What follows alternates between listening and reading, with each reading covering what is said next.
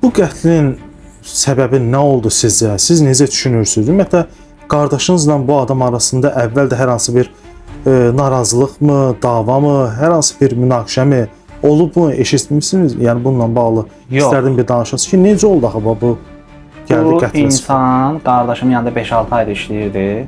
5-6 ay müddətində heç nə olmadı. Son bir ayda sadəcə bu xırda, çox böyük olmayan xırda, biz bildiyimiz xırda pul məsələlərinə görə arasında narazılıq olub. Bu insan da gedib özünə ayrıca şirkət açıb. Qardaşım da deyib ki, şirkət açmısan, uzaqlaşaq da, yəni bir-birimizdən uzaqlaşaq. Portal deyilən bir şey var, oradan adını çıxardıb. Bu da indi bir gün əvvəl də qardaşımla aralanda çox ciddi telefon mübahisə olub. Qardaşımı çağırıb. Qardaşım da söhbətə çağırıb, elə bilib ki, ofisdə olacaq. Amma biraz sakit yerə, avto dayanacağa çağırıb. Orada da əvvəlcədən planlaşdırdığı, aldığı, üstündə gətirdiyi bıçaqla 7 dənə bıçaq zərbəsini elə yerində də qətlə yetirib. Araşdırma gedir.